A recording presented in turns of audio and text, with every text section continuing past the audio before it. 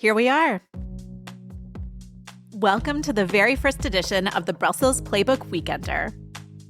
I'm your host, Sarah Wheaton. If you've looked at your podcast app and thought, hang on, this looks a little different. Yep, you're not going crazy. New name, new artwork, new music you're hearing right now. But don't worry, underneath the repaint, it's still the same Friday deep dive into Europe, the people shaping it, and the ideas driving it. For this debut episode, our colleague Anne McElvoy takes us to the Copenhagen Democracy Summit. She sat down with Chrystia Freeland, economic advisor to President Volodymyr Zelenskyy and former Deputy Prime Minister of Canada, as well as John Bolton, former national security advisor to Donald Trump. Indeed, her conversations touch on Donald Trump, as well as Ukraine, the war in Iran, transatlantic security, and what Europe might need to prepare for next. Here's Anne. Chrystia Freeland, how many years is it since we first met? In fact, I can tell you where we first met because I was visiting Kyiv, where you were a correspondent, from Moscow, and you showed me around Kyiv, which I think ended up in a quite lubricious dinner. Yes, I was going to say we may have been overserved. We were overserved. That is exactly right. But and then I remember, I learned a lot at the time from talking to you about Ukraine. Well, now I'm going to try my really bad Ukrainian on you because I know yours is extremely good. Skilki rokів, skilki zim? Skilki rokів, skilki zim. Tak. Tak. Tak, дуже добре. Yes, I feel that the accent was wandering a little bit towards my Moscow background. You are, in your current role now, an advisor to President Zelenskyy, so you get to use your excellent Ukrainian since the beginning of the year. 5th year of the war with Russia, a lot of attention distracted internationally to the war in the Gulf. How do you see the conflict in Ukraine at the moment in general terms? I always take care to point out that while President Zelenskyy has, formally appointed me to sort of give me standing, it's an unpaid volunteer role. I don't work for Ukraine. I have no executive authority, and I certainly don't speak in the name of Ukraine. But I follow closely what's happening. And I think that Ukraine is surprising people right now. People, you're quite right, are not paying that much attention to the war because of Iran. But the reality is, I think Ukraine right now is winning. There was a view put forward partly by people who were interested in this being true, that Ukraine's defeat was inevitable. And it was just a matter of time, that this was a war of attrition, that Ukraine was losing, and that it was just a question of how long before Ukraine surrendered, because Russia was sort of inexorably, steadily advancing. I think that was probably last year kind of the conventional wisdom. And I think what we're seeing now is that is just not true. Ukraine is successful right now on a couple of fronts that people did not expect. First, on the battlefield, Ukraine has invented a new way of fighting. I think the future of war is being created in Ukraine, and Ukrainians are the leaders in innovation, particularly in drone war. And as a result, everyone was expecting a Russian spring offensive. The Ukrainians have held the Russians to a standstill, maybe even push the Russians back a little bit. Second thing that is critical is deep strikes. We've now seen Ukrainian deep strikes on Russian military sites deep inside Russia, 1,500 kilometers inside Russia. We've seen deep strikes on Russian refineries. President Zelenskyy, when he announces these to Ukrainians, he calls them our sanction policy. And the Ukrainian view is that this is how Ukraine is sanctioning the Russian economy with its deep strikes. The third thing that has really allowed the first two to happen is Ukraine is making its own weapons. It is not only inventing new ways of fighting, it's inventing new weapons and has figured out how to manufacture them. So for all those reasons, I really see momentum on the Ukrainian side right now. Doesn't all of that, however, show that the prospect of any diplomatic solution is as far away as ever? I mean, it's got to be better news that Ukraine has been able to stabilize, to be able to take back a degree, perhaps, of territory and some control in a conflict that is threatening Ukraine. But in the bigger picture, it does seem to be that the days when we were talking about how you would get to a ceasefire, so they seem to you now just to be irrelevant or in the past. Well, actually, no. I have always thought that the limiting factor in this war, the reason the war started in the first place, the reason the war continues, is Russia. It's not Ukraine that needs to be pressured or convinced to not have the war. The Ukrainians would love for the war not to be happening. The problem is Putin and Russia. And I have always thought the only way you end the war is putting pressure on Putin. And the Ukrainians are doing that very effectively. Back in Kyiv, domestic politics has been through quite a lot of upheaval. Indeed, in the last days and week, the Ukrainian state anti-corruption watchdog charged Andriy Yermak, former very powerful head of President Zelensky's office, with corruption and money laundering. Very, very close figure to President Zelenskyy for a long time. How damaging do you think this is for the president, for Ukraine's reputation? Well, I'm not in Ukraine and I'm not a Ukrainian domestic political analyst, but I will say two things. The first is President Zelenskyy domestically seems to me to be in a very secure position. Ukrainians really, even a lot of people will say to me, whether we like him or not, and a lot of people really do like him, but even the people who may not recognize that he is the country's war leader. The country is at war and he needs to be supported. And you see that in opinion polls. You see that in the behavior of Ukrainian politicians, of Ukrainian people. And I think that shows a real political maturity in the country. Second thing I would say is Ukraine's democracy and its very active civil society, it can look messy the way all of our democracies look messy. And it can make you think, wow, this messy democracy where everyone is arguing, where there are newspaper stories criticizing everyone, where people go out on the streets if they're unhappy about something, where there are anti-corruption investigations. Surely that is going to make a country weaker. I think that what we're actually seeing with this war is something that we, citizens of longer established democracies, maybe tend to forget, which is democracy as a form of social and political organization. It's not like a luxury good. It's not like, dessert or a nice new dress or something. We don't just have it because it's pleasurable or fun. A democracy as a form of social and political organization actually is the most effective form of political and social organization.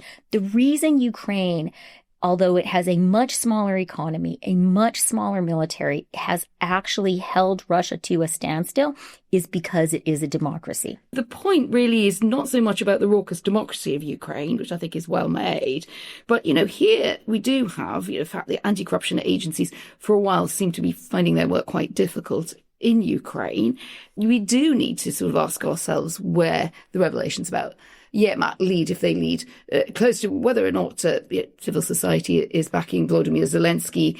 At the moment, there is not prospect of immediate elections. Isn't it time for candid friends like yourself to be able to say to Zelenskyy that this has not really been particularly good look for him, and this sense that he tolerated corruption close to him, who may have absolutely clean hands himself? I actually think we need to see the work of the Ukrainian anti-corruption agencies as a sign of Ukraine's health rather than of Ukraine's illness. Those agencies are domestic Ukrainian agencies. This is Ukraine investigating itself. And the reason it took a while. It did take a very long time to work its way through the system. Sure, but it actually happened. And what I find so significant is that Ukrainian people, even in wartime, were prepared to go out on the streets to ensure that those agencies were active. People holding their government to account. That is how democracy works. And I think that it's actually fantastic. But doesn't it make fast-track accession to the EU more difficult? Because that was basically one of the big factors that was put out there early on that would make it difficult for Ukraine to get where Volodymyr Zelenskyy, again, iterating, I think, the last days, that he thinks this is overdue. You know, he's been quite sort of scolding with European leaders. I think he's a bit impatient about that. Isn't he effectively been hamstrung by corruption in his own inner circle? No, I completely disagree. I mean, I think that it is absolutely the case that rule of law, anti-corruption is really, really important for Ukraine. And it is quite rightly important for the EU in its conversations with Ukraine. But most of all, it's important for Ukrainians themselves. I mean, the pressure on the Ukrainian government to have a rule of law society, to clean up corruption is coming first and foremost from Ukrainians. And the war has made that social pressure stronger. You gave a lecture recently talking about the Trump administration's dwindling support for the fight against Russia. And I think you're hard at work in a book about that as well. Now, you castigated J.D. Vance, the vice president, and Pete Hegseth, the defense secretary, for celebrating the administration distancing itself from Ukraine, putting itself more than on the one hand, on the other sort of positioning. You said it was a betrayal of all that's good about America and its best values that have stood for 250 years.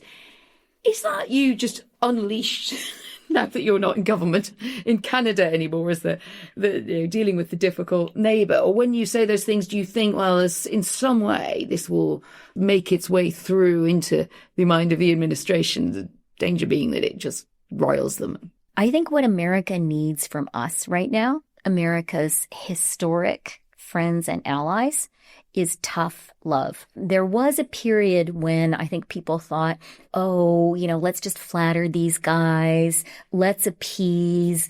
Let's kind of, try to avoid the eye of Sauron and maybe it will be okay. I think what America's partners have recognized is that doesn't work. There's a saying in Russian that eating increases the appetite. And I think appeasement strengthens and empowers a bully. We risk for the Americans normalizing their behavior. We risk permitting their behavior. And that applies to this administration, but it applies to Americans more generally. And if what they get back from their allies is, smiles and nods, they're going to think it's okay. And what I think we need to be doing is thinking about what happens in 2028.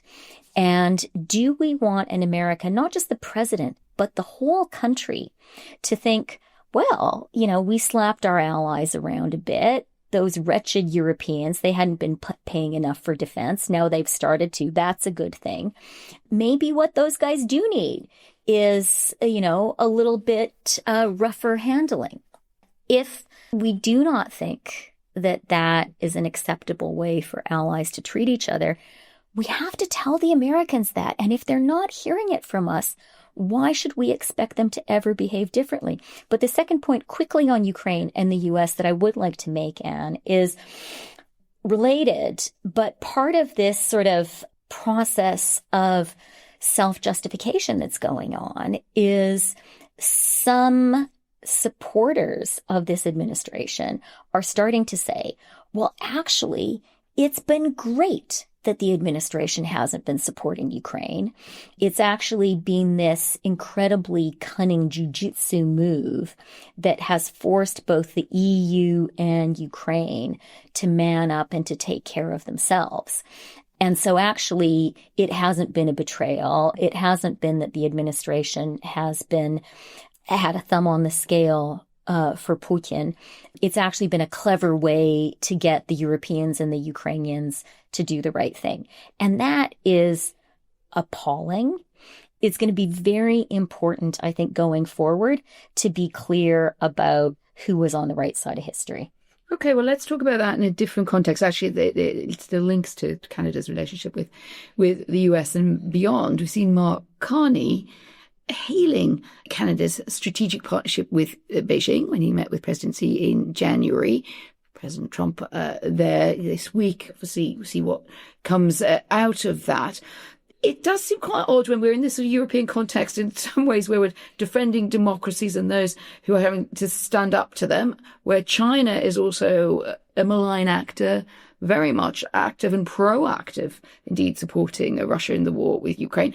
And yet you have Canada's leader. I mean, he's, a stereotype that it must be quite irritating, but let me use it. Canada preaching all these great values in the world, stand up to Donald Trump, etc. Oh, and by the way, we also now have a leadership that frankly is sucking up to China for trade reasons. So, Anne, I am now speaking for myself, and I personally am a China hawk.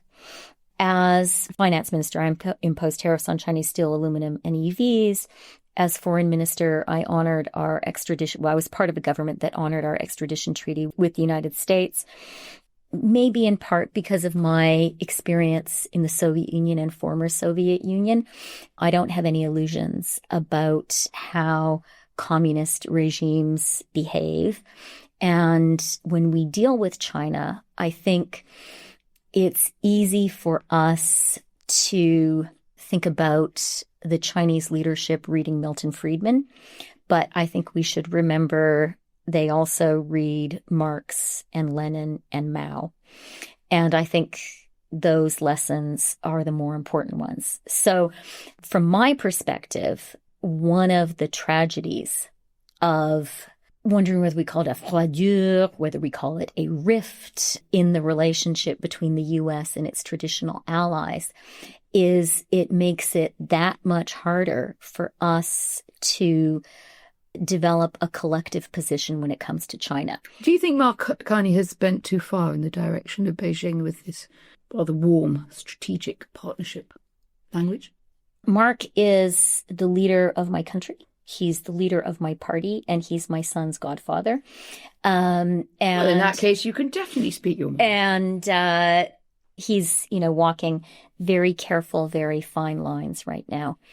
Where I think the real problem is... But if you disagreed with him, you would, in a reasonable conversation, be able to say so. Because it sounds like you do disagree on China. Where I think the real problem is, what we need right now is a collective front of the democracies when it comes to China, a collective position. And what is really hard for, maybe not for the EU, it might have enough heft, but apart from the EU, for every other country in the world, it is very challenging to stand up to China. And so we get a collective action problem. And I really think that the non-Western democracies working together could develop a smart policy towards China, a policy that is about de-risking, a policy that gives us less strategic vulnerability, that makes the world safer. But it's very hard to do without the United States being part of that effort and without the United States being ready to support its partners. If the U.S. doesn't come back firmly onto the side of the good guys, of the democracies, all of us will be poorer and weaker. It will be, we shouldn't have any illusions. It will be very, very hard, every democracy in the world, without having the U.S. at the heart, at the center of that alliance. You're in the middle of a book. What's the title? It's working title, but something along the lines of Unreliable Boyfriend, an insider's account to dealing with an unhinged superpower, something like that. Now tell us what you really think. Chrystia Freeland, thank you for joining me on Brussels Playbook Week Ender. My pleasure. And And we'll be back in a moment with John Bolton to hear more about the uncertain outlook for the war in Iran. Amazon presents Jeff versus Taco Truck Salsa. Whether it's Verde, Roja, or the orange one. For Jeff, trying any salsa is like playing Russian roulette with a flamethrower. Luckily, Jeff saved with Amazon and stocked up on antacids, ginger tea, and milk. Habanero? More like habanero, yes. Save the everyday with Amazon. The fragile ceasefire in the Gulf and President Trump's warning that it's on massive life support has roiled the oil markets and sent jitters around European capitals, fearing the conflict with Iran could resume with untold consequences. Someone who's long argued for a robust approach to dealing with the Iranian regime is John Bolton, US National Security Advisor during President Trump's first term. Welcome to Week Ender with me, John. Glad to be with you. We will come on to the big events going on in the Gulf and Iran in a moment. But I wanted to start with President Trump's much-trailed visit to China, because China is really in the backdrop of so much that is going on in terms of the geopolitical strains. It talks about how that is to go ahead, and also technology and its role with the administration in Washington and here in Europe. How well do you think European leaders have been handling that unpredictability about the relationship with China? How are you reading it? Well, I think in European circles, the relationship with China has been almost entirely economic for a long time, worried about their access to Chinese markets, what the Chinese are doing in Europe, particularly in automotive areas, and really not so much on the strategic level. And I think that is going to be a growing issue, because the real threat to the West as a whole in the century is the China-Russia axis, which has been forming. It's certainly far from finished or perfect, but Xi Jinping and Vladimir Putin both say they call it a partnership without limits, which is a pretty enormous possibility when you think about it. So while Europeans worry about Russia's invasion of Ukraine, they worry less about China's role supporting Russia, and they don't worry so much about a potential Chinese attack on Taiwan, although I think the things are increasingly linked together, and I think the war in the Gulf right now with Iran is with a principal Russian-Chinese surrogate. So these are things that, in, I think, the proper strategic view are closely related, but I'm not sure that Europe as a whole thinks beyond the North Atlantic. Just challenge on that. Don't know what will come out of this rapprochement or the talks between President Xi and President Trump, but taking a lot of very senior business people with him, is it possible that actually Europeans are really beginning to harden their line on China, particularly on technology and in some areas also on electric vehicles and areas where Chinese technology, it could perhaps end up being a bit of a Trojan horse for less kind of welcome imports, to put it that way? Is it possible it flips around, that we see a softening of the position over trade in the US that gives away, perhaps even on the Taiwan question, more to the US than the Europeans will be comfortable with? It's always an unknown with Trump. I think people on Taiwan are extremely worried that he's going to say or do something because of his ignorance of the framework of U.S. relations with Taiwan that will be a big propaganda victory at a minimum for Xi Jinping. And the fact that he's taking a lot of high-tech CEOs with him makes people worried he's going to give away something that really should remain either under sanction or prohibited to China. For Trump, everything is a deal. That's what life is about. In his first term, he wanted the world's greatest trade deal with China. He didn't get it. He might like it again this term. It isn't going to happen at this meeting because so little preparation has been done. But the idea of making concessions is always close to Trump, especially when he doesn't think he's giving anything away or he doesn't understand it. And that's where the risk could be. Let's turn to Iran and Europe's response to the war in Iran led by the US and Israel. What was your response to Chancellor Merz of Germany criticising the president over the war in the way that he did? He turned into a quite forthright position against Donald Trump over the conflict, there's now the reprisal of the threat of 5,000 US troops being withdrawn from Germany, but who are there also with huge logistic support for Europe's defences. Your view? I think Trump made a big mistake not consulting European NATO allies before the war, but that's not all he didn't consult. It's the way Trump does things. He didn't make the case to the American people what his objectives were, why they were required to use military force. I think there's a compelling case for regime change. He didn't make it. He didn't make the case to go after the nuclear program. He didn't make the case at all. He didn't make the case to Congress, which is a corollary of that, another mistake. And he didn't single NATO out not to brief. He didn't brief the Gulf Arab states. He didn't brief American allies like Japan and South Korea that get a lot of their oil and gas from the Gulf. And worst of all, he didn't consult with the opponents of the regime inside Iran before he did this. So it was the failure to consult European NATO allies was part of several big mistakes. I think the European response made things worse. It's wrong to say that this is not Europe's war. It is Europe's war. And some have suggested if they were thinking transactionally like Trump, they would have said, okay, we'll help you out. Now let's talk about Ukraine simultaneously. But instead, it developed into a kind of schoolyard back and forth with the threat to remove 5,000 troops, just another schoolyard taunt. Now, it is possible that these troops could be moved to Poland. There's nothing sacrosanct about any military deployment. It changes over time. And it's a long time since the middle of Germany was the front line in the Cold War, which is why there were a lot of American troops there. So I don't object to rearrangement of troop deployments. I do object to it if it's not on a strategic basis, which is what Trump was threatening. It just takes the intra-NATO dispute to a lower level than we need to be. To be clear, you didn't think it was sensible of Friedrich Merz, the Chancellor in Germany, to make the critical comments that he did? No, I think Trump is often accused correctly of not having a filter between his brain and his mouth. But just because Trump suffers from that problem doesn't mean others should succumb to it either. Well, it's funny you should put it that way. I spoke to Kurt Volker, I'm sure you know, who was telling me on the podcast we were reflecting on dealing with NATO in his role as a former envoy to NATO and how the Europeans deal with America in difficult times. And he also thought it was a mistake, for instance, for Keir Starmer, for Rachel Reeves, his Chancellor in the UK, to have an unfiltered approach to Donald Trump.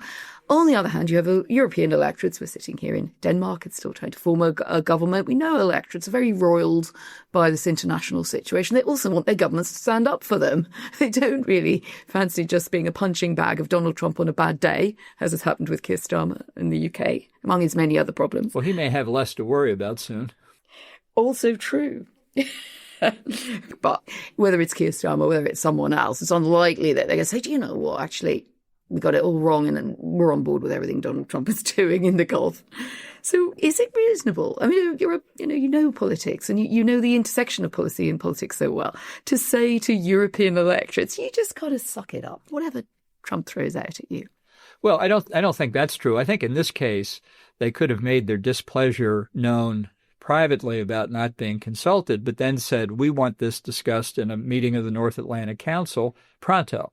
And they didn't do that as far as I know. I mean, I think Mark Rutte, who's doing an excellent job as Secretary General, might have pushed them in that direction. That's where we still should go. There's still a question what will happen in terms of free transit through the Strait of Hormuz once this is over. So there's a lot that could be done here. The main thing is that whenever Trump makes these kinds of mistakes, you can either respond in kind, which probably makes things worse, or you can think strategically and behave like an adult. Spain's Foreign Minister, José Manuel Albares, telling Politico this week at an event that he saw this crisis as a defining moment for strategic autonomy in Europe. He was very firmly of that position. The moment, he said, of sovereignty and independence of Europe. The Americans are inviting us to that conclusion that we need to be free and independent of the US when it comes to really big decisions about the deployment of force and of our own defences. Do you think he's wrong? Yes, he is wrong. And he's also spoken about the need for a European Union army, to which all I can say is good luck with that. It was understood through history as the U.S.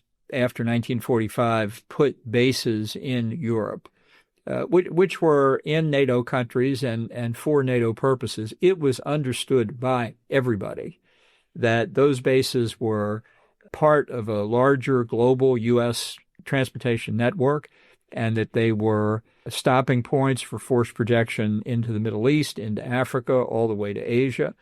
And it was expected that European countries hosting the bases would cooperate with that.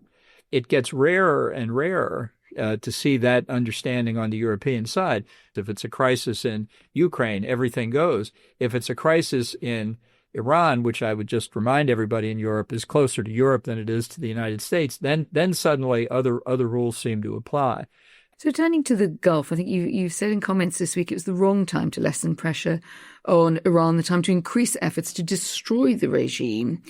Do you think that is still possible? Whatever the original aims of this form of the conflict, it doesn't seem to have gone entirely to plan in terms of a surgical outcome, no uprising from the ground, from the street. As far as we can see at the moment, you can argue about how much it's actually achieved in terms of disenabling that uranium enrichment program. And I mean, if I was a sort of devil's advocate, say to you, I know you were in Iran, but like, really want to keep going at the moment? I mean, all we've got is endless chaos in the Straits of Hormuz, terrible fallout for the global economy, and countries in a way being peeled away from the American alliance because of it. I mean, why do you want to do more? Because the threat of a nuclear-armed Iran, the threat of Iran, the world's largest state sponsor of terrorism, and the now palpable threat of being able to close the Strait of Hormuz is something this regime in Tehran will never let go of. And that's why for decades I've thought the only way to bring peace and security to the Middle East is get a government that belongs to the Iranian people and not the Ayatollahs.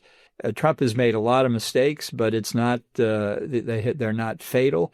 I think the main thing right now is to force the Strait of Hormuz open, which I think we can do, and I think should have done earlier in the war. That would relieve the international pressure on the global economy that really is the main obstacle and take that leverage away from Tehran.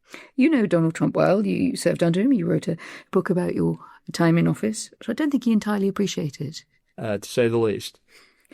I'm sure others did, however. And one thing I'm wondering is how you read him over time and his evolution. He said last week the war would be over quickly. It was going unbelievably well. Do you think he really still has the stomach for finishing this war? Well, I think he's made a trap by his own statements and actions. It's palpably clear, especially to the regime in Iran, that he wants out. But he also knows if he makes a bad deal, he's going to be harmed by it politically in the United States. So he's trapped and he doesn't know what to do. He was hoping he could get negotiations started, at least as of now. That doesn't look like it's going to happen. The trip to China is a big event in his mind. So I think the game is still afoot, and he has not made a final decision what to do. Have you read the mood just on the ground since you've been here in Northern Europe? And I know you've been following what's going on in the UK and the drama around the possibly disappearing Prime Minister Keir Starmer. Friedrich Merz in Germany also having difficulties at home. What would your message be to leaders like Merz, Starmer at the moment, who, whatever their party politics, they are defenders of democracy, the theme of this conference. They are strong on Ukraine. Are they now in a position where they need to think carefully about what they do in the Gulf crisis and perhaps change their positions at all? Well, I do think this is Europe's war for a lot of reasons, including the threat of terrorism from Iran right here in Europe, which has probably seen more terrorist acts than we've seen in North America.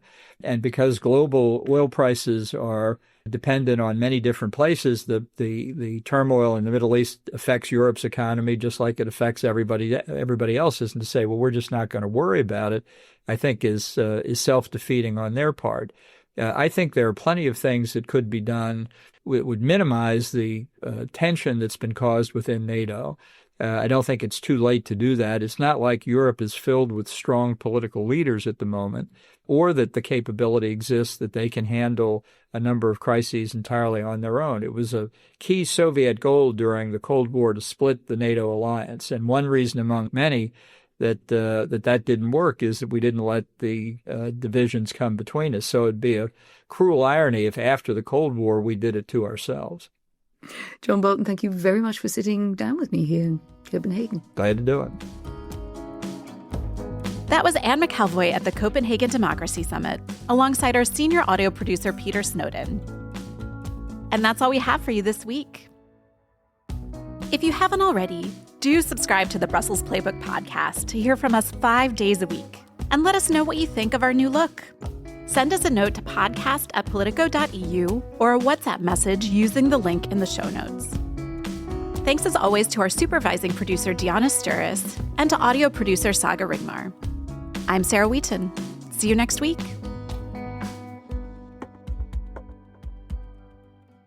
Ryan Reynolds here from Mint Mobile with a message for everyone paying big wireless way too much. Please, for the love of everything good in this world, stop. With Mint, you can get premium wireless for just $15 a month. Of course, if you enjoy overpaying, no judgments, but that's weird. Okay, one judgment. Anyway, give it a try at mintmobile.com/switch. Upfront payment of $45 for 3-month plan, equivalent to $15 per month required. Intro rate first 3 months only, then full price plan options available. Taxes and fees extra. See full terms at mintmobile.com.